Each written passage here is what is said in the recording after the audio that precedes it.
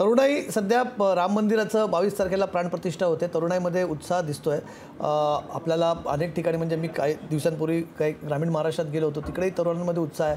घरोघरी जाऊन तिथे आमंत्रण दिल्याचं काम केलं जात आहे। तुमची काय साधारण प्रतिक्रिया आहे राम मंदिराबाबतची, या प्राणप्रतिष्ठाबाबतची आणि उत्सव जो केला जाणार आहे त्याबाबतची? नाही, चांगलं आहे। मी स्वतः राम मंदिराच्या इथं जाऊन प्रभू राम मंदिराच्या समोर नतमस्तक झालेलो आहे। पूर्वी आमच्या सगळ्यांचं एकच मत आहे की मंदिर जर पूर्ण झालं असतं तर या उत्सवाला अजून चांगली शोभा आली असती। थोडी घाई गडबड झाली आणि काही धार्मिक महंत बोलत असताना असं बोलत आहे की अर्धवट मंदिरामध्ये प्राणस्थापना व्हायला नको।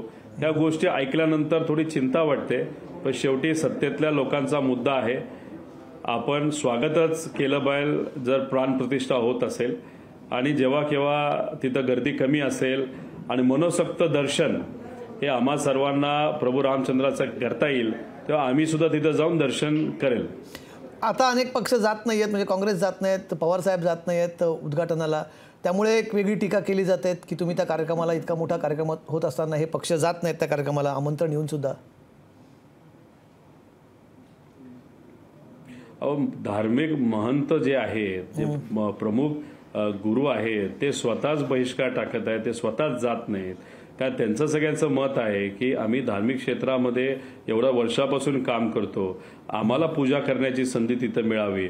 मंदिर हे अर्धवट आहे, आता तेच तिथं भरत असतील तर आम्ही वेगळं काय म्हणणार? मग कुठंतरी या महंतांचा आणि धार्मिक गुरूंचंच मत आहे की इथं कुठं ते राजकारण चाललंय। आमचं एवढंच मत आहे की 22 तारखेला गर्दी खूप असेल, थोडे दिवस जाऊ द्या। पूर्वी मी जाऊन आलोय, नंतरही मी जाईल। आणि साहेबांनी आणि यांनी सगळ्यांनी हे सांगितलं नाही की मंदिरामध्ये दर्शन घेण्यासाठी आम्ही जाणार नाही। त्यांचं एवढं सगळ्यांचं मत आहे की 22 तारखेला तिथं गर्दीत जाणं आणि गर्दीत गेल्यानंतर दर्शन न होणं, याच्यापेक्षा जेव्हा गर्दी कमी असेल तेव्हा जाऊन दर्शन घेणं हे जास्त योग्य ठरू शकतं। तुम्ही जाणार आहात अयोध्येला मग नंतर, पण निवडणुकीच्या आधी की नंतर, हाही एक महत्त्वाचा प्रश्न आहे। मी याच्या आधी अयोध्येला जाऊन आलोय, मी निवडणुकीसाठी थांबेल असं नाही।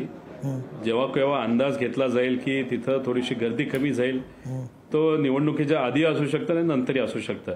आणि गेलेलो आलेलो हे कदाचित तुम्हाला कळणार नाही, कारण का माझ्यासाठी धर्म आणि अध्यात्म व्यक्तिगत विषय, त्याची पब्लिसिटी मी करत नसतो।